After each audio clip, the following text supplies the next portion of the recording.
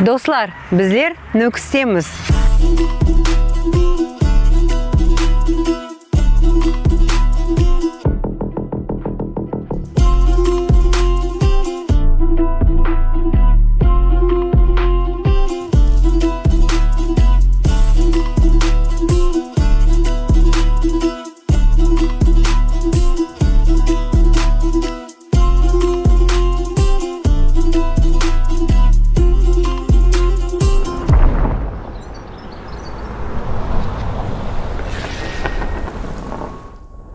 Өткен сапар біздер келгенімізде Советский музей жауық еді. Ал бүгін болса бақытымызға ашық тұрған екен. Жүрің айланып, хаз етіп, бұл жерді көреміз.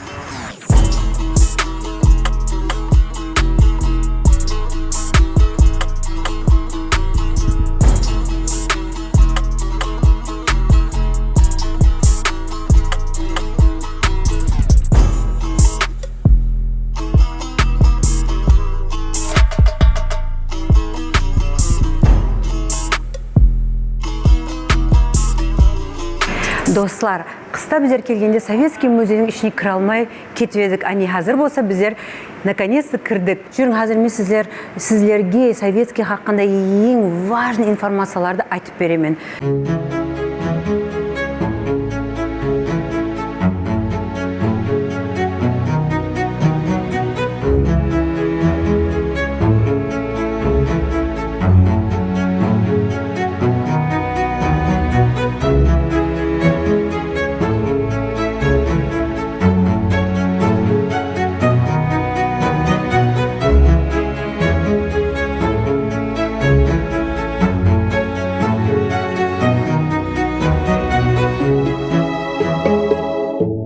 Неге дүния жүзінен әмме адамлар Қарақалпаққа, Нөкіске именно осы музейге келеді?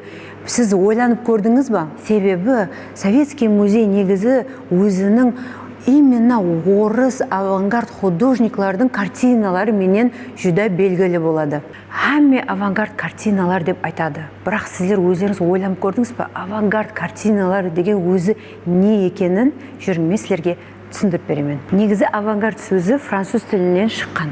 Мәнісі полк бар ғой, полктың бірінші қатары авангард деп айталатын болған. Не себеппен бұл картиналар һәм сол полкпенен байланысы бар деп ойласаңыз, негізі сол уақытта художниклардың идеясы передовой болғаны үшін бұлар авангард болып есептелінетін болған. Ауа, дұрыс, қазіргі заманда уже бұл картиналар авангард болып есептелінбейді, себебі біздер сол дәрежеге жеттік, уже әмме адам түсінеді мәнісін. Бірақ ол уақытта ол художниклардың идеяларын ешкім қабыл етпеген, һәм ешкімді түсінбеген. Кейінгі сұрау, неге Советский именно біздің Қарақалпақ, яғни Нөкіске осы картиналарды алып келеді? Бұл жерде көріп тұрсаңыз, Игорь Советский 1950 жылы біздер тарихке именно экспедицияда художник болып келеді. Ал жаспан, ол ешқашан археолог болмаған, ол художник болған. Бірақ бұл командалар, археологлар командасының ішінде художник есапында келіп қалған. Сол уақытта Игорь Советский бір сәтті сезген. Ташкент Москвадан ұзақырақ. Ал Нөкіс болса, одан ұзақ. Бұл не деген? Себебі Советский Союз пайтында бұл авангард картиналар ешқашан қабыл етілмеген. Бұл картиналарды өртеп жіберуге жоқ қылуға сол пайттың адамлары, то есть руководстволар жоқ қылу дәрежеге барған. Соның үшін Советский сол картиналарды жинап біз тарапқа алып келеді. Себебі біз тарапте Советский Союздың жоғары адамлары келмегенде, я біздер бетте жүрмегенде десе де болады. Соның үшін біздің Нөкіс осы картиналарды құтқарып қалған десе де болады. Достар, қазір менің артымда Советский музейде ең белгілі картиналардың біреуі тұрыпты. Оның аты Бык. Енді қараң, бұл картинаға қарасаңыз, әмме адам әр түрлі затты көреді. Сіздер қазір жақсылап қарап, не затты көресіз? Комментарияға әлбетте жазып жіберің. Енді бұл Быктың көзіне қараң. Бұл Бык сілерді қазір аңылып тұрғандай көзі өте сізге қарап тұрады. Қайыққа бармасаңыздан, оң жақ болсын, шеп жақ болсын, көзі бар, һәм сізге қарап аңылып тұрғандай болады. Дұрыс па? Негізі бұл картина Василий Лисенко деген художниктікі. Бұл картинаның аты «Фашизм наступает» деген болған екен. Бірақ бір критиклар менен азғанда түсінбеушілік болып тұрып болғаннан кейін атын «Советский бык» деп қояды. Кейін болса һәме өзінің интерпретация бойынша қарап айтатын болған. Достар, бұл 19 асырдың именно свадебны көйлегі болады. Қараң, бұл қандай сұлу. Абайласаңыз, бұл деним. Сол уақытта біздерде Қарақалпақта уже джинса шығарған.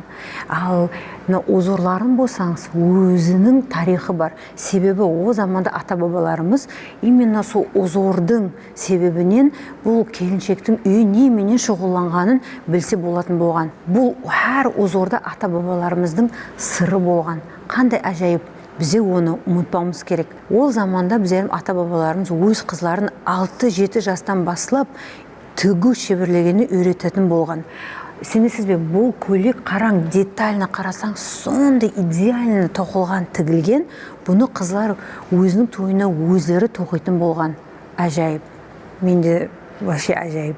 Достар, енді менің көзіме түскен бір кішкентай, сондай сұлу бір картина бар. Бұл нан жаумақта деген картина болады. Қараң, бұл жерде апамыз тандырдан нан алып батырып, кішкентай баланың қолына беріп жатыр. Енді қараң, апамыз бұл ауылға ұқсап тұрды. Мына баланың мощностьына қараң, штаны түсіп кетейін деп тұрды. Наларды зорға ұстап тұрды. Қандай, менің есіме түсіп кетті. Менің кішкентай уақытымда менің апам сөйтіп біздерге нан жауып беріп, біздерім ұстап ысынады жеген уақытлар есіме түсіп, әзетіп көрдім. Бұл жерде біздер Жолдасбек Құтылмұратов деген скульпторымыздың жұмысын көруге болады. Работа называется «Амудария». И этого скульптора называют певцом женской красоты. Хәме жұмысларында женское лицо көрсеткені үшін. И мына жерде біздер көруіміз мүмкін, что скульптор біздердің рекамызды, біздердің Амударияны қыздай қылып көрсеткенін. И шашларына қараң. Шашларында сіз деген волны Амударийді көрсеңіз болады. Здесь у нас тоже работа местного скульптора. Бұл жерде біздер Қарақалпақ мужчинаны шөгірмеде көрсек болады. Шөгірме бұл біздердің традиционный головной убор, и с него и происходит наше название Каракалпак, что означает черный колпак. Здесь у нас работа нашего скульптора, местного скульптора Жолдасбек Құтылмұратов. Бұл жерде біздер Қарақалпақ әйелдерінің украшенияларын көрсек болады. Мына жерде біздер хайкел деген украшениямызды көрсек болады, грудное украшение. Хайкел ішінде, мына жерінде хайкелдің деген, хайкел екі тәріплеме ашылады, һәм ортасына деген суры из Корана выписывали и клали именно вот в этот тюбик. Поэтому он был такой самым значимым, самым таким дорогим. Здесь у нас украшение для беременных женщин, называется унгр моншак. И он, көбінесе, беременные женщины, когда вот как раз ходили, они надевали это украшение. И вот когда беременная женщина ходит, оно издавало звуки. И общество, да, беременная женщина келатты деп уже не болған, сигнал болған. И о женщинаға уважение болған, уважение көрсеткен басқа адамдар. Достар, ал біздер болсақ ең қызықарлы жерге келдік. Қарақалпақ тақыншақларға. Әребекті біздердің аяларымыз мұрнына тағатын болған. И бірінші адам қарағанда, со әребекке көзі тиіп, со көз тиюден сақланатын болған. Нүкіс өз музейлері менен белгілі, әсіресе Советский музейі менен. Оған тек қана Өзбекстанның ішінен емес, һәмде шетелдіктің көп туристлар келеді, әсіресе Россия, Европа, Америка, Япония, һәмде Австралиядан. Біздер өздеріміздің Советский музейімізбен жүдә фақырланамыз. Нүксе тағы да бір музей бар. Ол да менің ең ұнайтын музейлердің бірі болып есептеледі. Жүрің, қазір сіздерге көрсетемін. Достар, қазір біздер Қарақалпақстан Республикасының мәдениет һәм тарих мемлекеттік музейіндеміз. Жүрің, айланып көреміз. Бұл жерде Қарақалпақстанның көп жатлары сақланған, әсіресе тарих пенен һәм мәдениет пенен байланыслы. Жүрің, сіздерді Жәмилә апамен таныстырып қоямын. Бұл музей хақында көп қызық затларды айтып береді. Енді мына витринамызда қара үйдің сыртқы безену бұйымлары, бұны аял қызларымыз өрмек станогында тоқыған, әрқилы реңлерден пайдаланған. Қараң, мияқта Жәмилә апа көп орнаментлер көріп жатырмын, сондай сұлу, һәм менде бір сұрау пайда болды да, бұнды орнаментлерді біздер мысалы қазір дизайнерлер пайда болып жатыр. Әр адам бір өзіміз Қарақалпақ мелегімізді білдіргісі кеп істейді. Мысалы, осы орнаментлерді киімде қолданса болады ма қазіргі заманда? Я вообще в целом. Киім кеншекте де қолданылады, айрымлары, бірақ мына аял кыздардын кийиминде, маселен, жагаларында көбүнесе гүл орнаменти, карели гүл, кабаша гүл көбүрөөк содан пайдаланады. Эndi мүйүзлер пайдаланады, тагынчакларда, кийим-кечектерде де мүйүз орнаменти кошкан мүйүз. Енді орнамент 60 түрлеген Қарақалпақ орнаментінің түрлері бар. Бұның ішінде геометриялық, зооморф, өсімлік орнаментлары, әртүрлі орнаментлардан пайдаланылады. Енді орнаментта текарғы Қарақалпақлардың текарғы жерге көшілік, мал шаруашылықпен байланыслы. Сіздің хабарыңыз бар ма? Біздің орнаментларымыз нешінші жыллары пайда болған? Я қалай пайда болған? Енді айемгі заманнан бері театр, мәселен, домалақ, квадрат, крест, атанақ деп айтылады. Ол айемгі заманнан театрған орнаментіміз болып табылады. Ажайып, рахмет сізге көп-көп. Жүрің, сол жерде әнәртімен көргенімде сұлу киімдер бар екен, сондан бізге бір көрсетіп берсеңіз. Жәмил апа, қандай сұлу, мына біздің Қарақалпақ қараң, нешінші жылы деп қойыпты бұлар? 19 асырдың шапанларына қараң. Бұлам қолдан тоқылған жаңағы шапанларымыз. Ақ жерде. Неге ақ жердені соқта үлкен апаларымыз киетін болған, дұрыс па? Енді рем бойынша қызыл жегдені жас аялар киген, ақ жегдені үлкен жастағы аялар киген. Сонда жастар ақты кие алмайды? Рем бойынша айырылып тұрады. Бұл жегдеміз ақ жегдеменен кестеленген көк көйлегіміз бірнеше выставкаларға қатынасып келді. Лувр музейінде, Францияның Париж қаласында, Баку қаласындағы выставкаға қатынасып келді. Вау, ажайып, қараң достар, біздердің сонша ценный шапанларымыз бар. Бұл музейге кіріп көрсеңіз, енді қараң, бұл ручной работа. Мен қазір басым қатып тұрды, бұны апаларымыз қалай тоқылған. Бағана айтып өткендей, апаларымыз өз қызларына 6-7 жастан бастап қызларына тоқуды үйретіп бастаған ғой, дұрыс па? Әмі қыз сөйтіп үйренген, кішкентайынан бастап. Кестелеуді, тігуді, тігушілікті. Сонда мына материалдар, тканларды қақтан алатын болған хабарыңыз жоқ ба? Бұл жерде қолдан станокта, қозақ станогында сленген материалдарымыз бар, фабричныйлар болған. Ажайып, вообще. Айдынлы орамалымыз бар, айдынлы шапанымыз бар. Бұлар фабричный товар болып табылады да. Қолдан сленген товарларымыз бар. Ақ көзге ұсаған, шахмақ, шатраш деген. Жәмил апа, неге біздердіміз көк көйлегіміз сондай белгілі? Неге именно көк көйлегіміз киілетін болған? Хабарыңыз болса, iltimos бізге алғанда малумат берсеңіз, көбісі қызығады деп ойлаймын. Себебі мен сол сұрауды әрдайым сұрағым келеді. Неге именно көк көйлек? Енді көк рең біздерде негізі траур болып есептелінеді Қарақалпақларда. Бұл жерде көріп тұрсыздар, бұл кестеленген. Узор кольчуги деп айтылады, сауыт нағыз узор кольчуги. Бұл көк көйлектің тарихы жүда бір бай болып табылады, себебі бұны тапсырған кестелеген Аял Нажимова несібелі Мойнақ районынан Шеге поселкісінен болып табылады. Сол ең кішкене қызына таслап кеткен екен.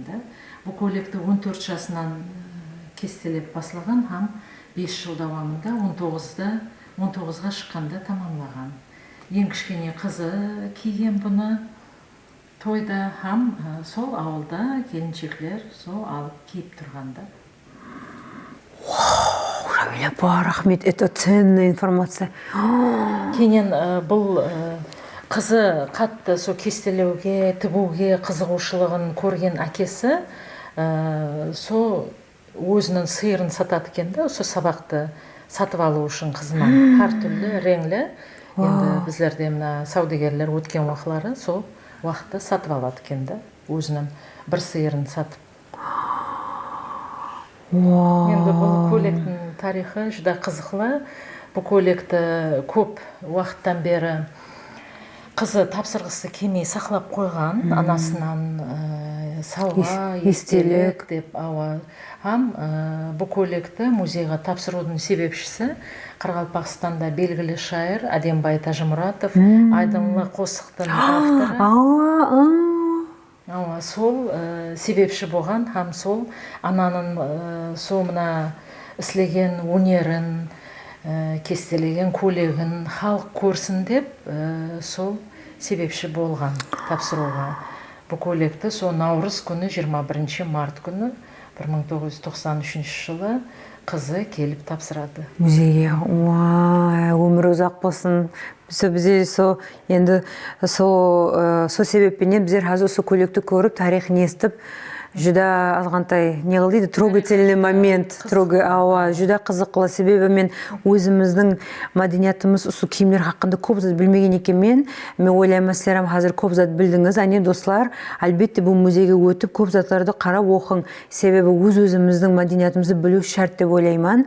Рахмет сізге, Жәмилә. Мәдениетіміз жүда бай. Жүда бай. Енді бұл 100% азыр гарантия жүда бай. Жәмилә апа, мына Сәукелі музейдің ең центрында тұрыпты. Ал соған қарағанда бұл енді біздеріміз ең драгоценный бір жағы Сәукелі болып көрініп тұрыпты. Не деп азғантай информация берсеңіз? Сәукелені айемгі заманнан басылап қызлар шлем етіп ретінде киген басына. Кейінен бұны безеп, әрқилы қымбат бақалы маржан тасларменен бұл Қарақалпақтың сол келіншектің бас киімі болып табылады. Келіншектің, ауырға ұқсап тұрыпты, қатты қалай киген? Мына Сәукелеміз қазір сол мына безенуден кейін сол 1,5 киладан аслан. Сонда бұлан жоғарғы төбелігі, қызыл реңдегі төбелігі кестеленген, һәм артында халқа 4-ке бөлінеді. Халқа бұл Бұхарадан алып келінген тауар болып табылады. Бұл мен сол естіген бойынша рас па, мысалы Сәукеле енді бір басқаша форма, бір ұзын, бір қызық жаңағы военный шапкілерге ұқсап кеткен. Себебі біздеріміз енді Қарақалпақ қызлар, Амазонка қызлар болып есептелінғанбыз ғой. Біздер ұрыста қатынасқанбыз, енді біздер жаңағы аяларымыз. Сол заманнан белгілі жаңағы воинственная женщина, воинственный аял болып келген белгісі ме сонда бұл? Сол форма бойынша сол шлемға ұқсап кетеді. Енді баста аялар киген болуы мүмкін. Әрқандай ұрыста, тартыста кейін бұл таспенен, әрқилы тасларменен безеніп, бұны сол келіншектердің бас киіміне айландырған болуы мүмкін. Сонда именно мына Сәукеле көрінісі бойынша қымбат бақалы Сәукеле көрініп тұрыпты. Сонда бай адамның Сәукелесі болған да уақытында, дұрыс па? Себебі андай жаңағы бронза ба? Корал бар. Бирюза көрініп тұрыпты. Жүда көп қымбатлы күміс ауа. Себебі баяғы заманlarda бұл енді ең қымбатлы тастар болып есептелінген да, сондай ма көрінісі бойынша? Енді бұл жерде Қарақалпақ хаялы киімдердің тағыншақлар бөлімі.